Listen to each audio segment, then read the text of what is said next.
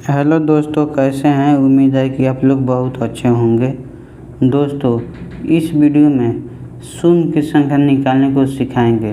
तो चलिए वीडियो को शुरू करते हैं।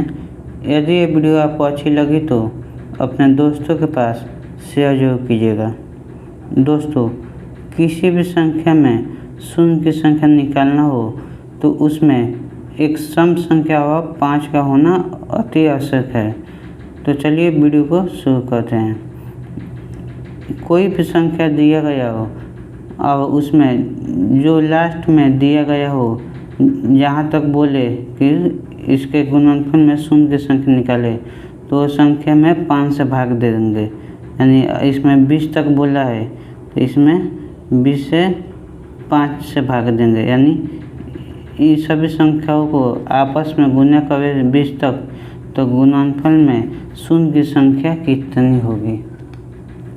जो संख्या लास्ट में दिया गया हो उससे हम 5 से भाग दे देंगे।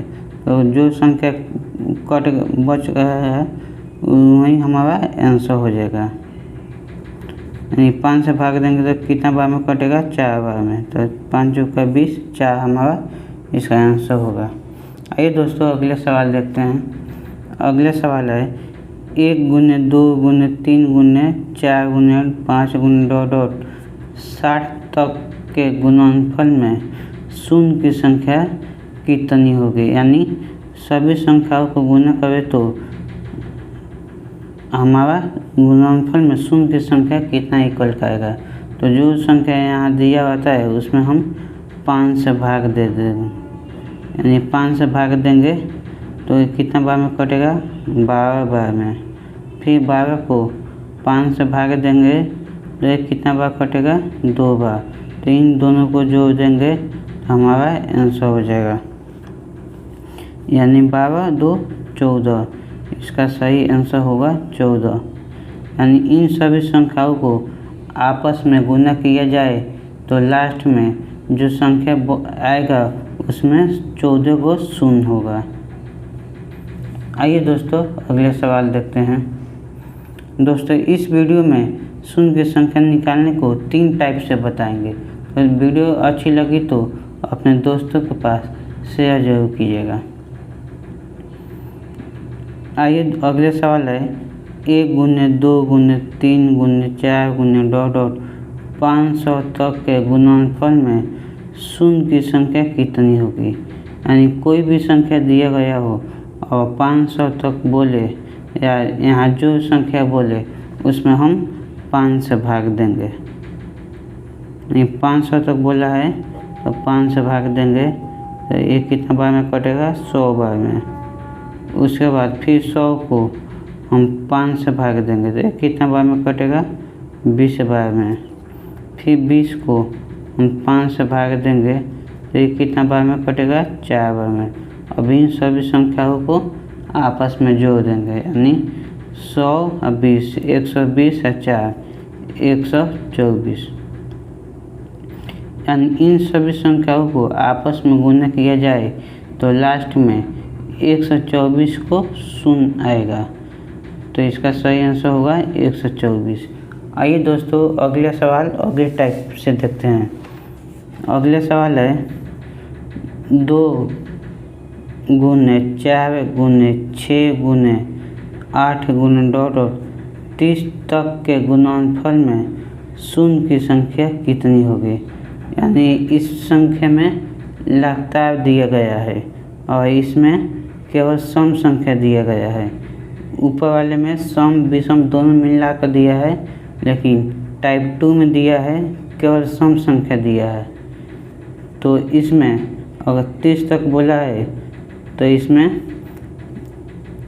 15 गो सम संख्या होगा और 15 विषम संख्या होगा, तभी तो संख्या 30 बना। तो एक संख्या में 5 से भाग दे देंगे। यानी 15 में 5 से भाग देंगे तो ये कितना बार में कटेगा, 3 बार में। 5 3 15, यानी इसका सही आंसर होगा 3। आइए दोस्तों अगले सवाल देखते हैं। अगला सवाल है सेम ऊपर की तरह है यानी 2 गुने 4 गुने 6 गुने 8 गुने 10 गुने डॉट डॉट 500 तक के गुणनफल में शून्य की संख्या कितनी होगी। यानी ये केवल सम संख्या दिया गया हो, तो इसमें 500 तक बोला है, तो इसमें 250 सम संख्या होगा और 250 विषम संख्या होगा। तो हमें क्या पूछा है, शून्य की संख्या, तो एक संख्या में 5 से भाग देंगे, यानी 250 में 5 से भाग देंगे तो कितना बार में कटेगा, 25 50 बार में। फिर 50 को 5 से भाग देंगे तो कितना बार में कटेगा, 10 बार में। फिर 10 को 5 से भाग देंगे तो कितना बार में कटेगा, 2 बार में। अब इन सभी को जोड़ देंगे तो 50 10 60 2 62, यानी इसका सही आंसर 62 होगा। आइए दोस्तों अगले सवाल देखते हैं अगले टाइप से।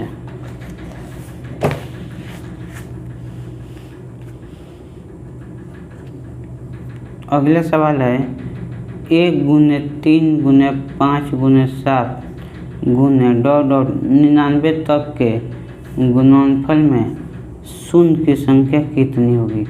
दोस्तों यह केवल विषम संख्या दिया गया है और शून्य की संख्या निकालने के लिए एक विषम संख्या और एक सम संख्या होना आवश्यक है। तो इसमें सम संख्या नहीं है तो इसमें शून्य की संख्या नहीं निकलेगा, तो इसका आंसर क्या होगा हमारा, इसका आंसर 0 यानी शून्य की संख्या 0 होगा।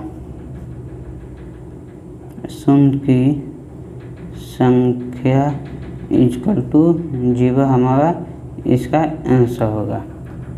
आइए दोस्तों अगले सवाल अगले टाइप से देखते हैं।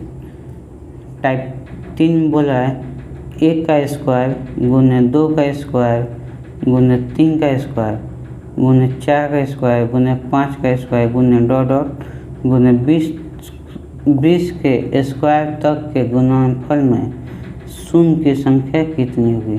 दोस्तों ये स्क्वायर दिया है, इससे हमको कोई मतलब नहीं है।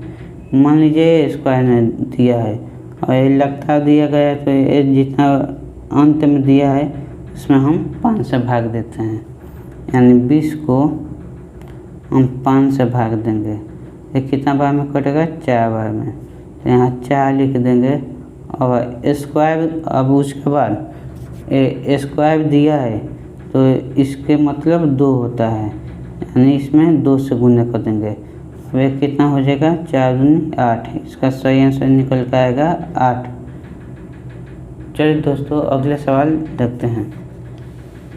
सेम इसी टाइप का है 1 का स्क्वायर गुने 2 का स्क्वायर गुने 3 का स्क्वायर डॉट डॉट 200 तक स्क्वायर के गुणनफल में शून्य की संख्या कितनी होगी। यानी हम कुछ देर के लिए भूल जाते हैं कि स्क्वायर नहीं दिया है, तो 200 तक पूछा है तो 200 यहाँ लिख देंगे। उसके बाद इसमें 5 से भाग देंगे तो कितना बार में कटेगा, 40 बार में। फिर 40 को 5 से भाग देंगे तो कितना बार में कटेगा, 8 बार में।